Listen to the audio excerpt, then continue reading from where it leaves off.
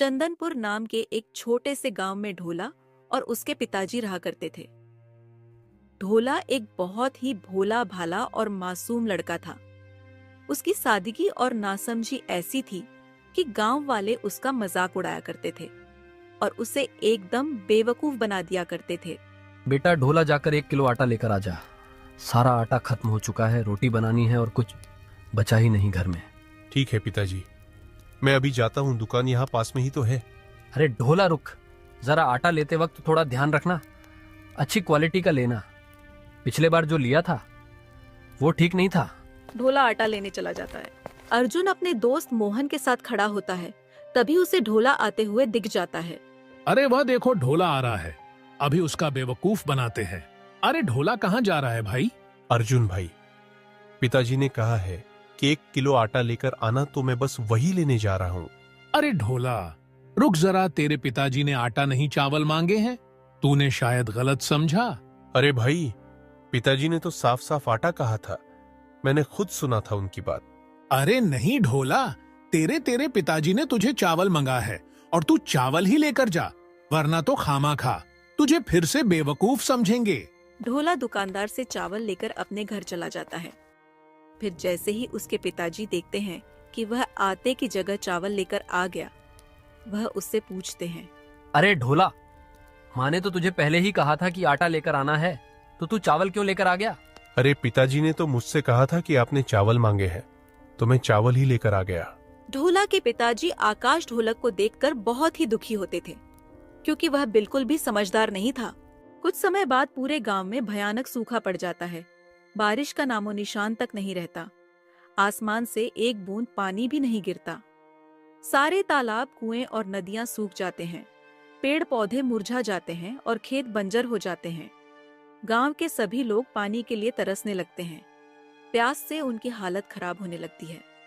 बच्चे, बूढ़े, जवान सब पानी की एक एक बूंद को तरसते हैं।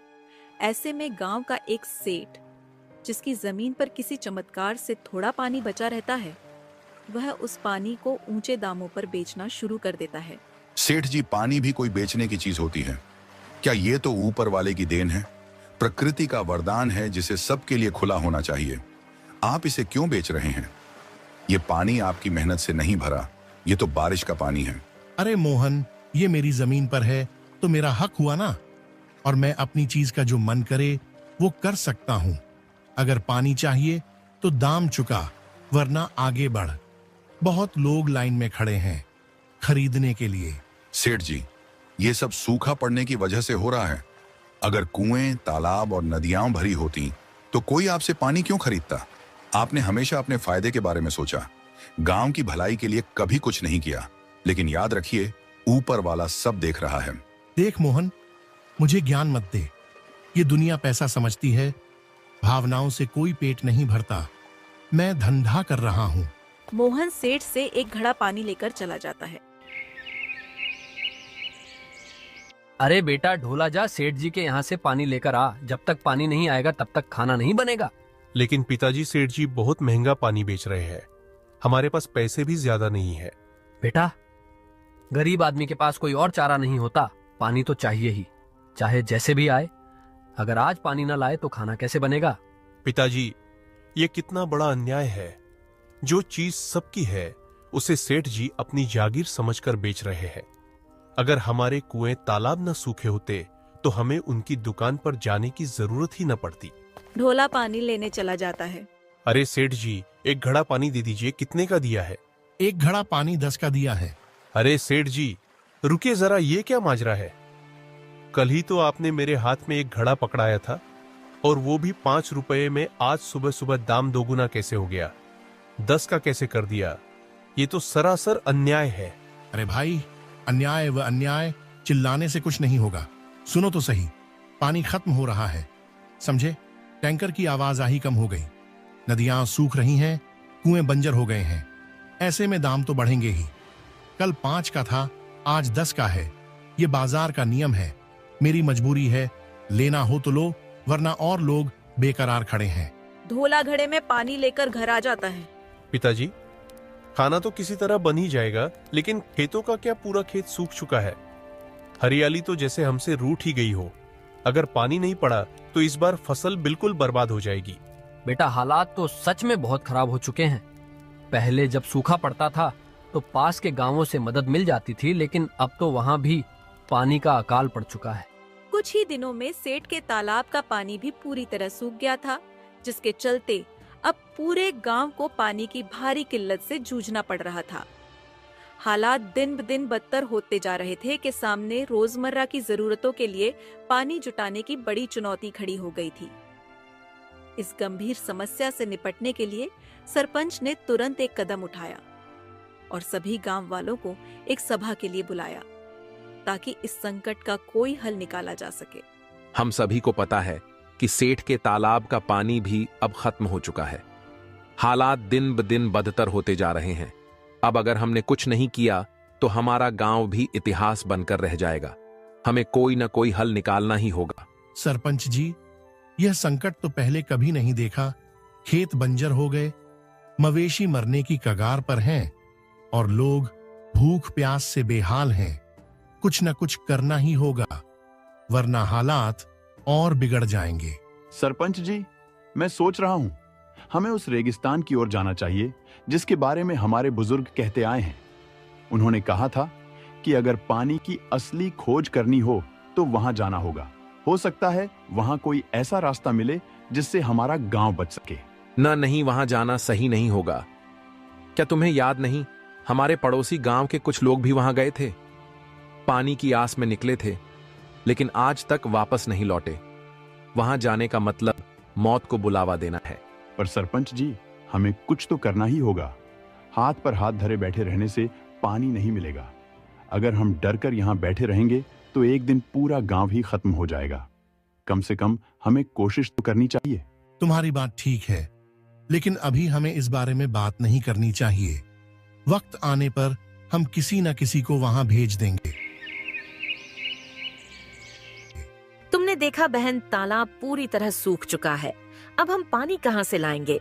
घर में पीने तक का पानी नहीं बचा और मवेशियों को भी पानी नहीं मिल रहा। अगर ऐसा ही चलता रहा तो हमारा गांव प्यास से मर जाएगा। हाँ बहन, मैंने भी देखा, हालत तो बहुत ही खराब होती जा रही है। गांव में पहले ही पानी की समस्या थी, लेकिन अब तो बिल्कुल ही हद हो गई है। सरपंच जी ने बैठक तो बुलाई थी, लेकिन उसमें भी कोई ठोस हल नहीं निकला। क्या होगा हमारा? बस अब और इंतजार नहीं किया जा सकता। अगर हम खुद कुछ नहीं करेंगे तो हमारे बच्चे, बुजुर्ग, मवेशी सब प्यास से तड़प तड़प कर मर जाएंगे। हमें कोई समाधान निकालना होगा। बहन, मगर करें क्या? बारिश भी समय पर नहीं हो रही और बाकी जलस्रोत भी सूखते जा रहे हैं। अगर कहीं पानी बचा भी है तो वहां तक पहुंचना आसान नहीं। ढोला के पिताजी की तबीयत पानी न मिलने की वजह से बहुत ज्यादा खराब हो जाती है। उनकी हालत दिन बे दिन बिगड़ती जा रही है, क्योंकि पानी की कमी के कारण उन्हें कमजोरी और थकान महसूस हो रही है। बेटा, अब तो लगता है कि इसी प्यास के साथ हमें जाना होगा। ये पानी की कमी अब हमारी किस्मत बन चुकी है। नहीं पिताजी, आप ऐसा मत कहिए। मैं आपको मरने नहीं दूंगा। मैं कुछ ना कुछ इंतजाम जरूर करूंगा। जब तक मेरे अंदर सांस है, मैं हार नहीं मानूंगा। बेटा, सारा गांव पानी की समस्या से जूझ रहा है। मुखिया जी भी क्या करेंगे? जब खुद उनके पास कोई हल नहीं तो हमें क्या रास्ता दिखाएंगे? नहीं पिताजी, मैं हार नहीं मान सकता। मैं अभी मुखिया जी के पास जाऊंगा, पंचायत से बात करूंगा, सरकार तक अपनी आवाज पहुंचाऊंगा। अगर जरूरत पड़ी तो कुआं खुदवाऊंगा, पहाड़ों से पानी लाने की कोशिश करूंगा, लेकिन आपको ऐसे तिल तिल मरते हुए नहीं देख सकता। ढोला मुखिया जी के पास जाता है। मुखिया जी, आपको तो पता ही है कि गांव की हालत कितनी खराब हो चुकी है। हर तरफ सूखा है, खेत बंजर हो गए हैं, कुएं सूख चुके हैं और अब मेरे पिताजी इस हालत में हैं कि अगर उन्हें पानी नहीं मिला तो वे बच नहीं पाएंगे। ढोला, तू बहुत मासूम है। मैं समझ सकता हूं कि अपने पिताजी को बचाने के लिए तू कुछ भी करने को तैयार है, लेकिन सोच, जब पूरे गांव में ही पानी नहीं है तो तुझे अपने पिताजी के लिए पानी कहां से मिलेगा? लेकिन मुखिया जी, इसका कोई ना कोई रास्ता तो होगा। हम ऐसे ही हाथ पर हाथ रखकर नहीं बैठ सकते। अगर पानी नहीं है तो हमें उसे खोजना होगा। मैं अपने पिताजी को मरते हुए नहीं देख सकता। बेटा, एक रास्ता है, पर वह रास्ता बहुत खतरनाक है। मैंने अपने बड़े बुजुर्गों से सुना है कि पास के रेगिस्तान में एक तालाब है, लेकिन वह कोई आम तालाब नहीं है। वहां एक जादूगरनी रहती है। वही गांव में पानी पहुंचाती थी, लेकिन वर्षों से कोई वहां जाने की हिम्मत नहीं कर पाया। अगर वह तालाब सच में मौजूद है तो मैं वहां जाऊंगा। मैं पानी लेकर लौटूंगा, चाहे कुछ भी हो जाए। बेटा, वहां जाना आसान नहीं है। जो भी वहां गया वह फिर कभी वापस नहीं आया। रेगिस्तान की रेत लील जाती है लोगों को, और वह जादूगरनी, उसकी शक्तियों का कोई अंदाजा नहीं है। ढोला, मैं तुझे वहां अकेला नहीं जाने दूंगा। यह रास्ता खतरनाक है, लेकिन अगर तूने फैसला कर ही लिया है तो मैं अपनी बेटी को भी तेरे साथ भेजूंगा। तभी मुखिया जी की बेटी आती है। पिताजी, मैं तैयार हूँ। अगर गांव और ढोला के पिताजी को बचाने के लिए मुझे इस रास्ते पर जाना पड़े तो मैं जाऊंगी। लेकिन मैं अकेले ही जा सकता हूं। मैं तुम्हें इस खतरे में नहीं डाल सकता। नहीं बेटा, यह कोई साधारण यात्रा नहीं है। यह एक परीक्षा है, और इसमें साथ देने वाला जरूरी है। मेरी बेटी निडर है और वह तेरा साथ देगी। मुखिया की बेटी और ढोला दोनों रेगिस्तान की ओर निकल पड़ते हैं, अपने लक्ष्य की ओर बढ़ते हुए। वे लंबे समय तक चलते रहते हैं, लेकिन अचानक एक भीषण तूफान आ जाता है। तेज हवाओं और उड़ती रेत के कारण उनकी राह मुश्किल हो जाती है और वे आगे बढ़ने में असमर्थ हो जाते हैं। तूफान इतना प्रचंड होता है कि उनके लिए एक कदम भी उठाना नामुमकिन सा लगता है। लगातार चलते चलते वे पूरी तरह थक जाते हैं। उनकी सांसें उखड़ने लगती हैं। ढोला, अब मुझसे और नहीं चला जाएगा। मैं बहुत थक चुकी हूँ। मुझे नहीं लगता कि अब और आगे बढ़ना सही होगा। अगर हम आगे बढ़े तो मर जाएंगे। यहाँ पानी नहीं है, रास्ता खत्म हो गया। लगता है हम कितनी देर से चल रहे हैं, लेकिन कुछ नहीं दिख रहा। नहीं रानी, हमें रुकना नहीं है। हमें आगे बढ़ना ही होगा, चाहे जैसे भी हो। अगर हम यहीं बैठ गए तो यकीन मानो मौत हमारे और करीब आ जाएगी। हमें किसी भी तरह से पानी ढूंढना होगा, वरना मेरे पिताजी। ढोला, मैं समझ सकती हूँ कि तुम्हारे दिल में अपने पिताजी के लिए कितनी बेचैनी है, लेकिन अगर हम ही नहीं बचे तो उन्हें बचाने का क्या फायदा। मेरी हालत देखो, मेरे पैरों में छाले पड़ गए हैं, मेरी सांसें तेज हो रही हैं। अगर मैं और एक कदम भी चली तो गिर जाऊंगी। रानी, मैं जानता हूं कि तुम बहुत थक चुकी हो, पर हमें हिम्मत नहीं हारनी चाहिए। सिर्फ कुछ कदम और। अगर हम रुके तो यकीन मानो हम दोबारा चलने की हिम्मत नहीं जुटा पाएंगे। अगर तुम कह रहे हो कि आगे बढ़ना जरूरी है तो मैं कोशिश करूंगी, लेकिन मैं वादा नहीं कर सकती कि ज्यादा दूर चल पाऊंगी। एक काम करो रानी, तुम यहीं रुको। मैं अकेला आगे जाता हूं। पिताजी मेरे हैं, उनकी जिम्मेदारी भी मेरी है। तुम क्यों अपनी जान खतरे में डाल रही हो? अगर पानी हुआ तो मैं तुम्हारे पास आ जाऊंगा और तुम्हें ले चलूंगा। ढोला रानी को वहीं छोड़कर तपती धूप में आगे चलता रहता है। वह बहुत ही थक जाता है, लेकिन उसे अपनी पिताजी की याद आने लगती है। पर वह रुकता नहीं, वह चला जाता है। कुछ दूर चलने के बाद उसे वह तालाब दिख जाता है। ढोला तालाब के पास जाता है, तभी उसमें से जादूगरनी बाहर आती है। बेवकूफ लड़के, अगर तुझे अपनी जिंदगी प्यारी है तो यहाँ से चला जा, वरना मौत तेरे सिर पर मंडरा रही है। ये जगह तेरे जैसे कमजोर लोगों के लिए नहीं बनी। अगर तूने मुझसे भिड़ने की कोशिश की तो तेरी हड्डियां भी पहचान में नहीं आएंगी। मैं यहाँ अपनी जान बचाने नहीं, बल्कि अपने गांव के लिए आया हूँ।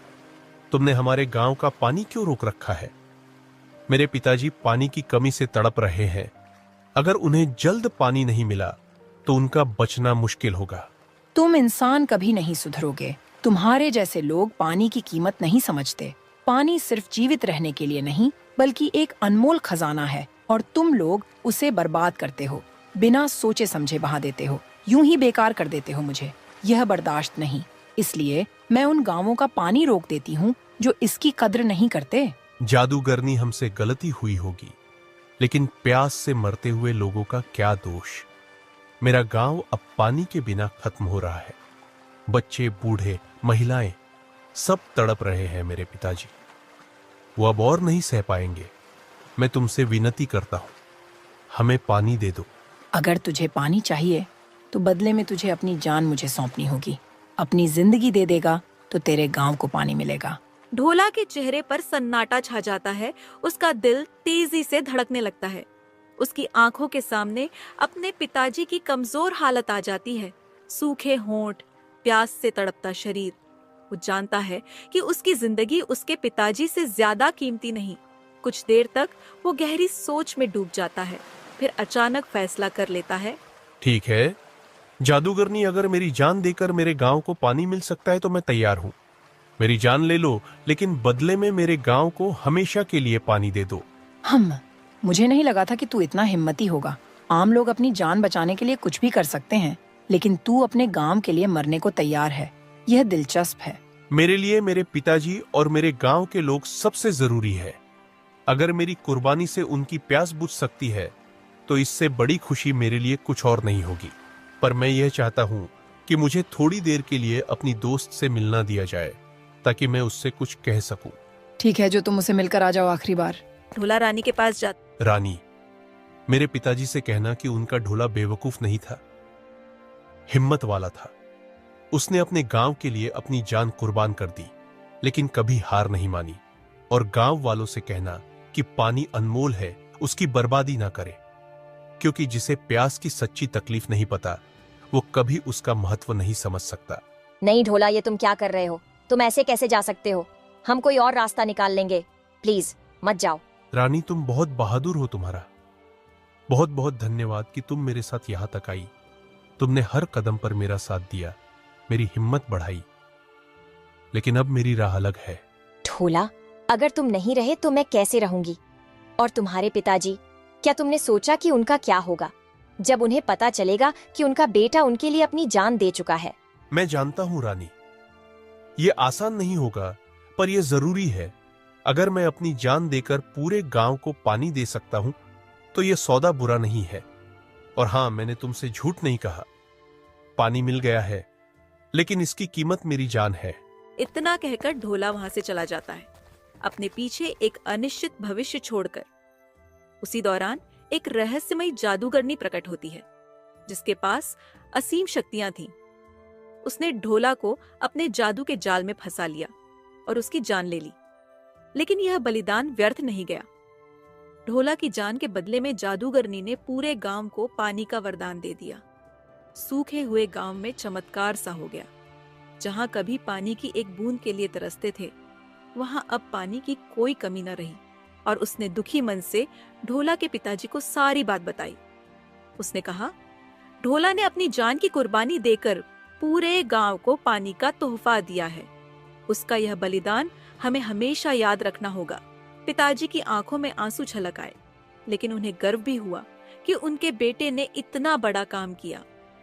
गांव वालों ने ढोला की याद को अपने दिलों में संजो लिया।